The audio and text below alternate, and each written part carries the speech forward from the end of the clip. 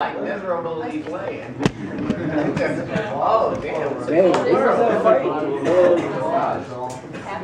This is a cold world. Yeah, they started swinging at each other, and one of them pushed the other end. Just take out your sheets that I passed out the other day. I wasn't here either. I I wasn't here in my head. I was here. But can you see the eye on next page? This one, right?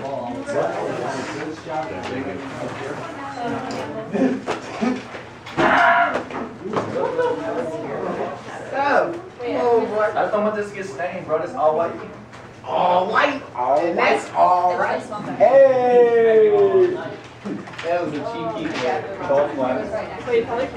Body looking like milk. I have it, but it's at home. What's the I don't know. I'll just give it back to you. Don't give that up for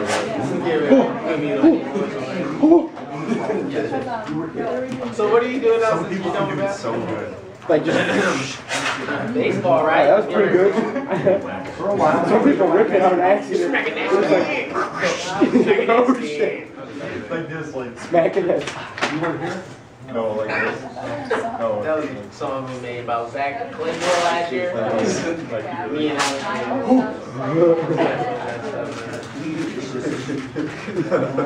Oh, that's so sad.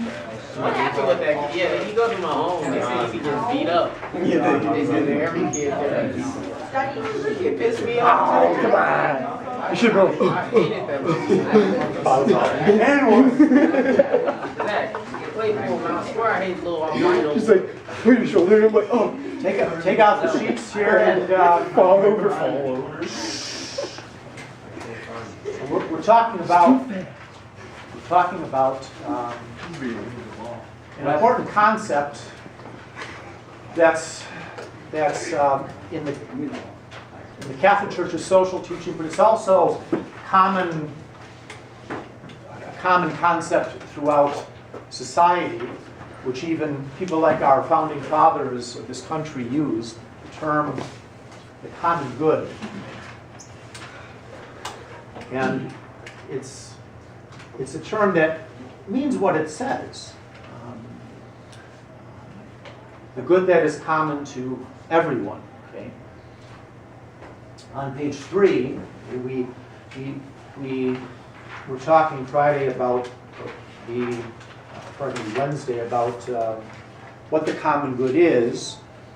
And in the middle page there, in the bold, it says the common good refers to the benefit or welfare of the whole community.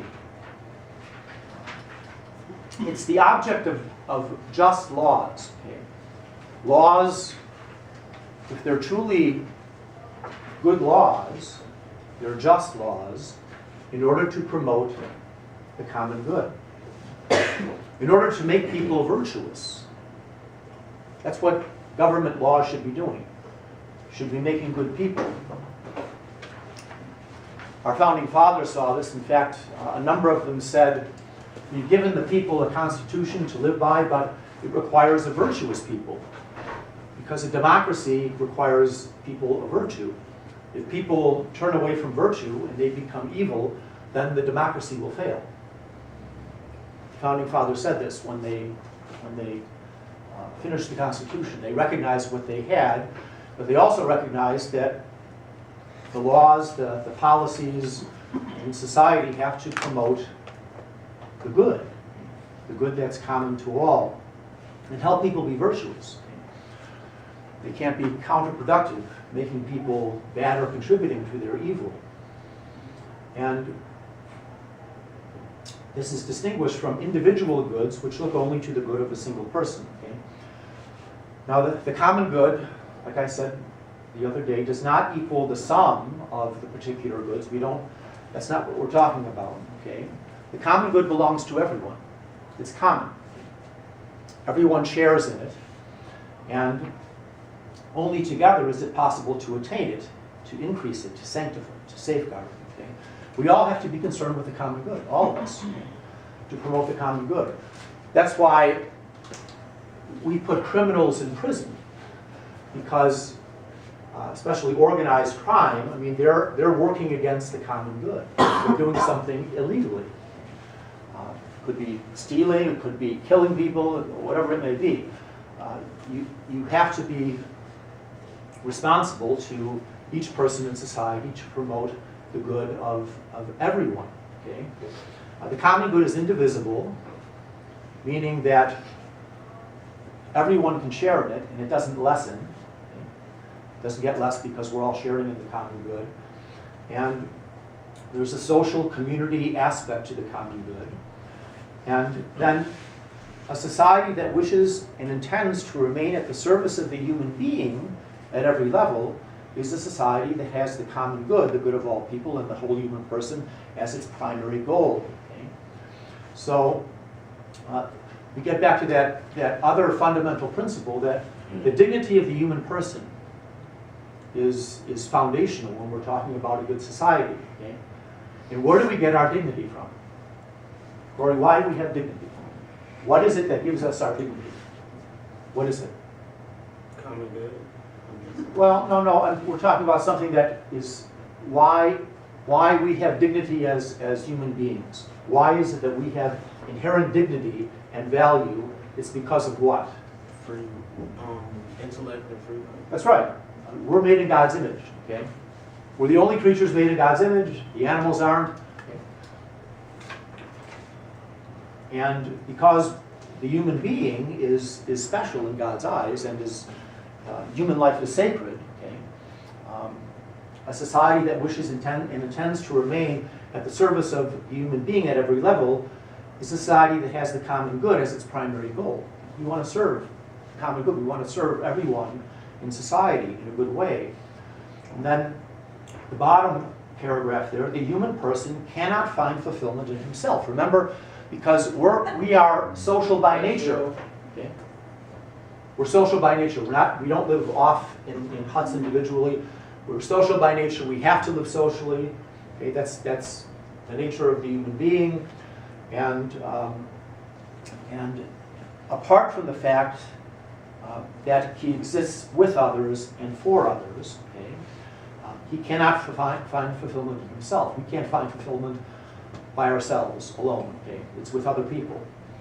And this truth requires not only that a person live with others, but that he seek unceasingly the good. That is meaning and truth. Its various forms in social life. Okay? We have to seek the good of everyone. Now, if you go to page 4, okay, and this is from it comes from a document by the church on Catholic social doctrine. Okay? Number 166. You can get this on the internet. Okay? The demands of the common good are dependent on the social conditions of each historical period, are strictly connected to respect for the integral promotion of the person and his fundamental rights. These demands concern above all, one, a commitment to peace. Okay? Everyone has to try to look for peace, okay, in our society. Okay? Build up peace. And peace is the tranquility of order. If you have a rightly ordered society toward God, okay, and toward other human beings, you will have peace. If you don't have a society that's rightly ordered, if you have unjust laws, okay, that cause a chaotic social scenario, well, then you will lack peace. Okay? You have to have peace in the family. That's where it starts. Peace in the neighborhood, peace in the state. Okay? It goes out to the world. Okay? And it demands also organization of the state's powers, a sound juridical or legal system. The laws have to be just, okay? In order to have a society promoting the common good. You can't have unjust laws. Okay? I wrote on the board a few weeks ago the famous line of St. Augustine, an unjust law is no law at all. There was a man who was arrested in the 1960s for getting on a bus and for protesting the laws of segregation. Okay? And he went to the Birmingham jail. And he wrote a famous letter from the Birmingham jail in which he quoted St. Augustine's line that an unjust law is no law at all. And that's why I'm in jail, because I'm protesting this unjust law that says I can't sit in a certain place on a bus or drink out of a certain water fountain that were designated whites only, okay? Does anyone know who that man was that wrote the famous letter? Maybe you've seen this in your social studies classes. The letter from the Birmingham jail. Anyone know who that might be? Take a guess who that might be. One of the most famous civil rights activists in the last century. Someone guess? Who?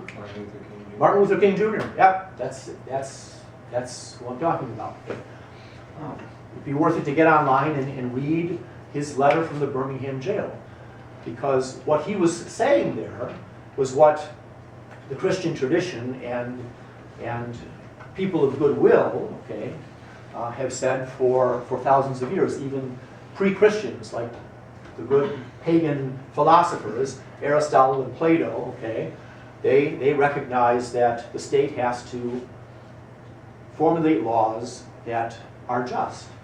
Unjust laws cause disruption. They're an insult and an affront to the dignity of the human person. Okay? Does anyone know who started off the movement to sit in a different place where the whites sit on the buses? Does anyone know the name of the person who did that? The first person. She who? Rosa Parks. Yes, it's Rosa Parks. She said, I'm not going to go along with this unjust law, okay, because it's really no law at all. If a law is unjust, it's not a law. A law, for a true law to be a law, has to be in accord with God's law. And if you have a law that unjustly discriminates, okay, it says that because people have a different color skin that they can't drink from a water fountain or go or sit on a bus in a certain place, that's unjust. Okay? And that's why Dr. Martin Luther King Jr., he wrote in his letter from the Birmingham jail, an unjust law is no law at all. And therefore, I'm disobeying it, and I'm willing to suffer the consequences and hope that this will pressure people to change the law. Okay? Now, we talked last week, I think it was, another example of an unjust law is, the law that permits the killing of unborn babies, okay? So, a law that says you can kill individuals just because they're small and defenseless in the womb, that's unjust, and that will have to change, okay? Because it's the greatest violence and one of the greatest threats to peace. Another example of an unjust law, which Christians are facing now, Catholics and Protestants alike, okay, is the new healthcare law, which requires people in their insurance to provide coverage for contraception and abortion-causing pills. Okay? Hobby Lobby is in court right now. Okay? There are cases going to the Supreme Court. A number of other businesses are joining in with them. They're not a Catholic organization, but they say we're not going to cover in our insurance, we're not going to pay for insurance that would allow someone to take a pill that would kill their child. We're against that. Okay? So we refuse to cooperate. The government's threatening them with a fine of about $100 a day for every employee, which will break a company. That's why they have imposed this fine. So if you either succumb to the law or we're going to break you. Okay? And they say, no, we're not going to go along with this. So they're willing to suffer the consequences. They're in court right now. Okay? In fact, another religious group, the Little Sisters of the Poor in Colorado, they refuse to go along with the law. And thank goodness, Supreme Court Justice Sotomayor, she granted them a stay while the court decides this question. They don't have to obey it and be hauled off or be fined. Okay, they wouldn't be hauled off to jail necessarily, only if they refuse to pay the fine. But you have these religious sisters in Colorado, just a little group of them, they just serve the poor, and they refuse to go along with this too. So this is an unjust law. Okay? And we have to work to right the wrong here. Okay? So you need a sound juridical or legal system in order to promote the common good. You have to have good laws, okay? And laws that promote the formation of virtue in people. We want people to be virtuous, okay? To act good, to be kind to one another, to respect the rights of other people. Okay? Protection of the environment is another thing. Now, you don't probably remember this, but when I was growing up, the rivers and the lakes were very dirty. I mean, you didn't even want to get into them because people were dumping chemicals. I mean, no one was really aware of this. Okay, they were just thinking, we pour chemicals or waste into the rivers, into the streams, into the lakes, that somehow this will just naturally dissipate. Well, they found out it didn't. And I can remember standing in Lake Michigan when I was a kid, you couldn't see your feet because the water was so dirty. And the pressure from groups to say, hey, this is not promoting the common good. We have a responsibility for not polluting, to preserve the environment. Okay, that's something else that is important in regard to the common good. Okay, because we want to breathe clean air. We don't want people coughing when you go outside. I lived in Mexico for a couple of months in Mexico City. It's one of the most polluted cities in the world. In Mexico City, if anyone's ever been there, it's surrounded by mountains, and as a result, the pollution just stays in the city. Okay? Especially in the wintertime. I was there in the summer. I was told in the wintertime that they close down the schools some days because the pollution's so bad. That the students, especially those who have breathing problems, they're housed inside because they can't go outside, even though it's not extremely cold down there. The cold helps to contain all the bad pollution in the air. And that's bad. I mean, you should take steps to right this wrong, okay? And then another example of a concern, the provision of essential services to all are human rights: food, housing, work, education, access to culture, transportation, basic health care, freedom of communication and expression, protection of religious freedom. Okay?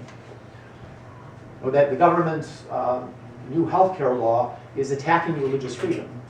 That's why Hobby Lobby and other groups are in court right now, because they're saying, no, we have a right of religious freedom to not cooperate with something that is making us go against our conscience. Okay? That seems reasonable. Okay? And we hope that the law will change, that the Supreme Court, it'll go to the Supreme Court, will side with the people that are asserting their rights to religious liberty. Okay, but we have other rights, human rights. Okay, food. Okay, we don't want people to be starving on our streets. Okay, that's why we help other people. Okay, there's a concern for others. Okay, and that people have proper housing. Okay, that people have the opportunity to work. Okay, now. Work is an important one because we're going to talk in a little bit about the problem of work and how the behavior of corporations in the past 20 years has resulted in the loss of many jobs. Many jobs have been exported to other countries, outsourced for cheap labor. Is that right? Is that just? Okay. I don't think so. Okay. Corporate heads think it's okay because they're making a bigger profit for their shareholders by getting slave labor in other countries. Okay? Even Bangladesh was cheaper labor than China, and they moved their plants. Some of them moved their clothing manufacturing plants there. And if you remember, about 6 months ago, one of the clothing factories burned down. Hundreds of people were killed. And that's because there are no worker rights and provisions for good working conditions in these countries that are basically employing people for slave labor in order to make a bigger profit. That's not a good, just way to obtain or run a business, I should say. Okay, we have education as a common part of the common good. Okay? We want people educated. Even the state recognizes this. Okay? That's why people have to go to school to a certain age. You have to be able to function in society. Okay? You can't just have no schooling. Okay? A good state has an interest in promoting an educated people. Okay? So people will be able to think and reason, and then you'll be able to vote for people that are better at representing what should be the government's responsibility to promote the common good. Okay, what do you think access to culture means? Okay. That's one of the things that is listed here. Something that is promoting the common good is access to culture. What do we mean by that? What's like a cultural good, for example? When we talk about culture, anyone have an idea what they're talking about here?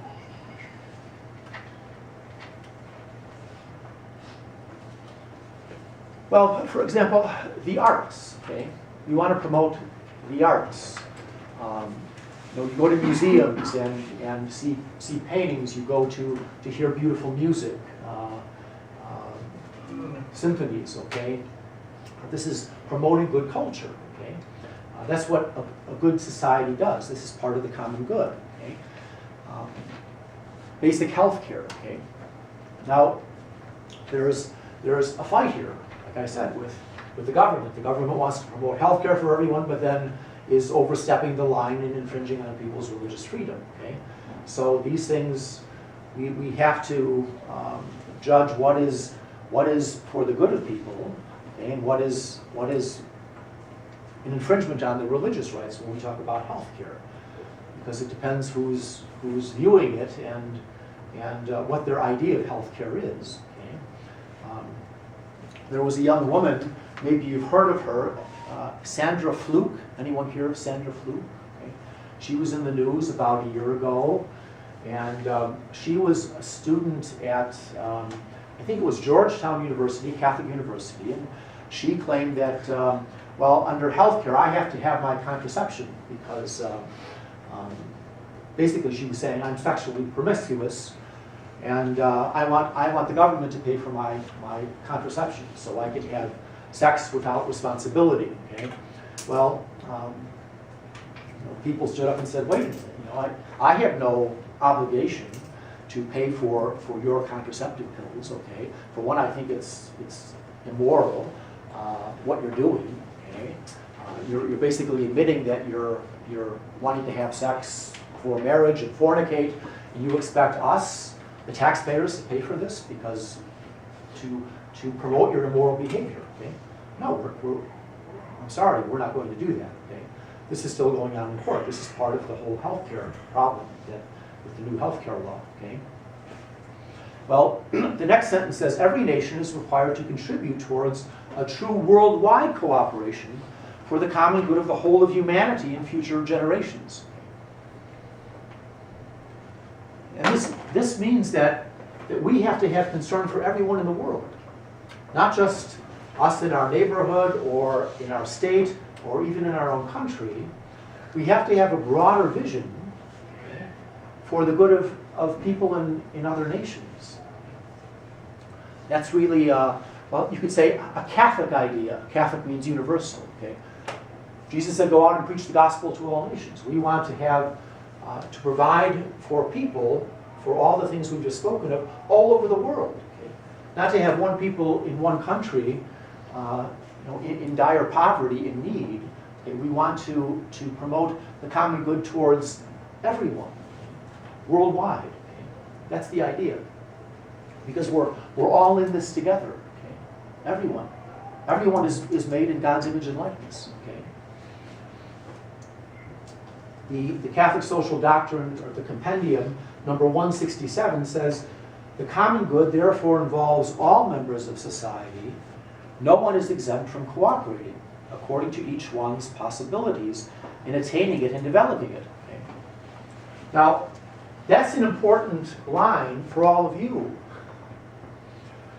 because you have to be the people that go out and influence the culture for the good. Okay? We all have a responsibility here, okay? Each one of us, not just priests or preachers or pastors, whatever. Okay, each one of us has to go out and try to do our part in promoting the common good, in making society better, in making our laws more just. Okay? All of us have that responsibility. Have any of you studied what the Greek city-state was like? Have any of you studied that? Okay.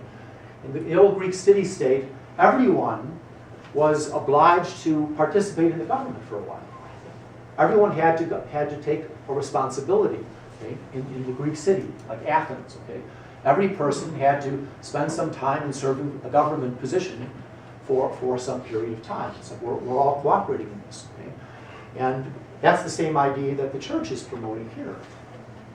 All of you are young, and to be aware of the fact that you have a responsibility to go out and change the world and make our culture better.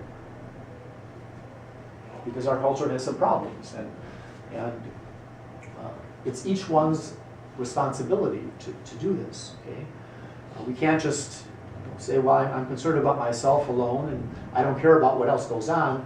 Well, there was a famous British author and philosopher named Edmund Burke. He was a statesman, and he said this. And I'm going to write this on the board here. Okay, it's a famous line. Okay.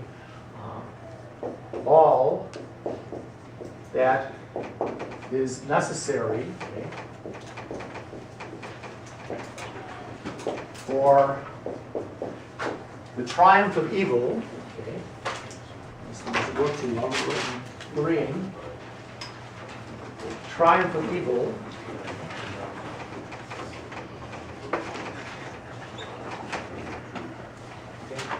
all that is necessary for the triumph of evil, okay, is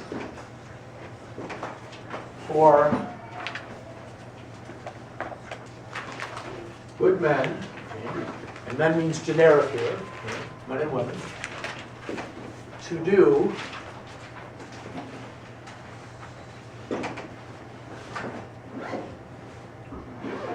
Can anyone guess what the last word in this famous phrase is by Edmund Burke? Okay. Evil, good.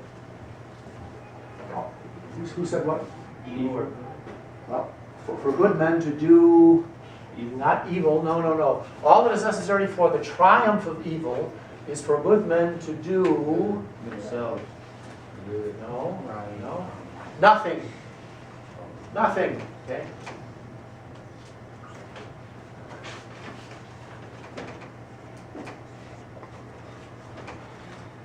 Edmund Burke lived at the time of our founders, okay? The founders of this country, basically. He was from England. Okay? So, if good people do nothing, and they allow evil to flourish, well, then evil's going to triumph. We have to oppose evil. That's why we had hundreds of thousands of people marching down Constitution Avenue in Washington, D.C. saying, this law of abortion, we have to change it, okay? They're active. You have to be activists. We can't do nothing, sit back and do nothing, because the devil's at work. That's it. Okay? The devil wants your souls. The devil wants people to join his kingdom below. The battle is not only against worldly people, it's against the dark forces, the principalities and powers. That is what St. Paul tells us. Okay? We're in a cultural war, not only with people that are promoting bad things, but even the demons. The demons want evil to triumph. Okay? And as good followers of Christ, we can't allow that to happen. We have to take action. Get out and do something. Okay? Pope Francis just spoke to young people just a few weeks ago. He says, go out and shake things up out there. Okay? Shake up society. Do good. Okay? Yeah.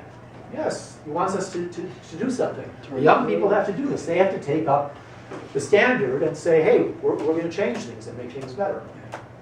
You have to do that. That's why we're trying to educate you. So that you know your responsibility and you know the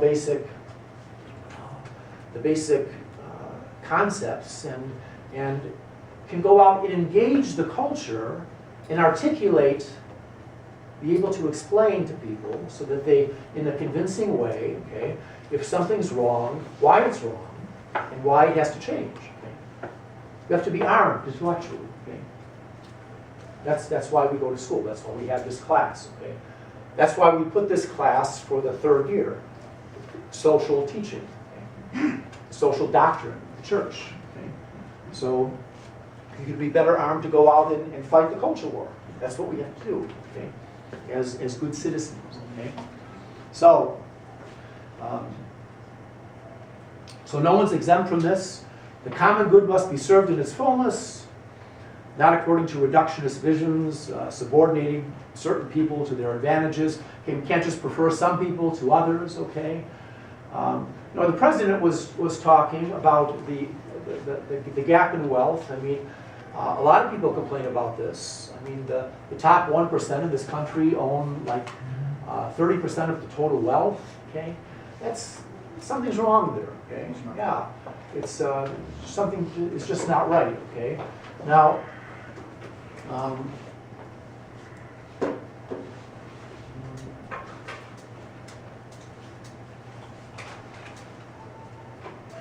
the common good corresponds to the highest human instincts.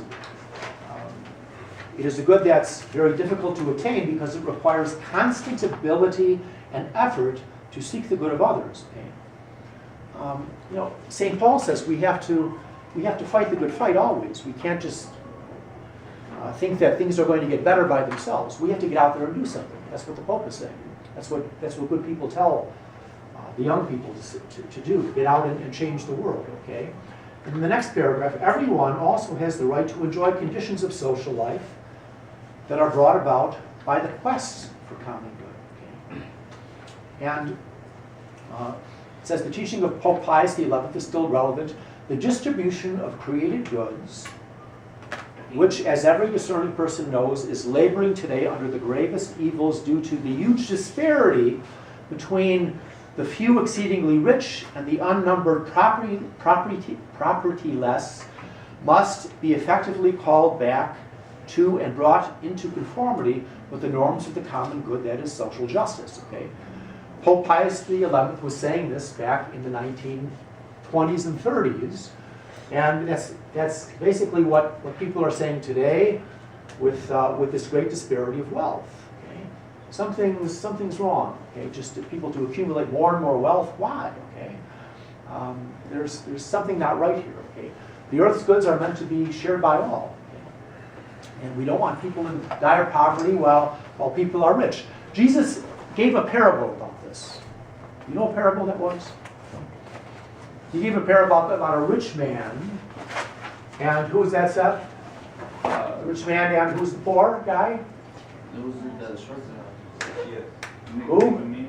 Who was it? Lazarus. Okay, the rich man and I was Lazarus. talking about a different one, about the rich guy. Okay, well there are a couple, Yeah. but the rich man and Lazarus. Okay, the rich man, he wasn't mean to Lazarus. Okay? Lazarus sat outside the gates, and the rich man just ignored him. The rich man would feed his dogs the scraps from the table. Lazarus basically, we think, probably starved to death out there because the rich man just ignored him. And the rich man goes to hell. And the Lazarus goes to heaven, Abraham's bosom, okay? Because he didn't help him. Okay? He didn't do something positive. Okay? So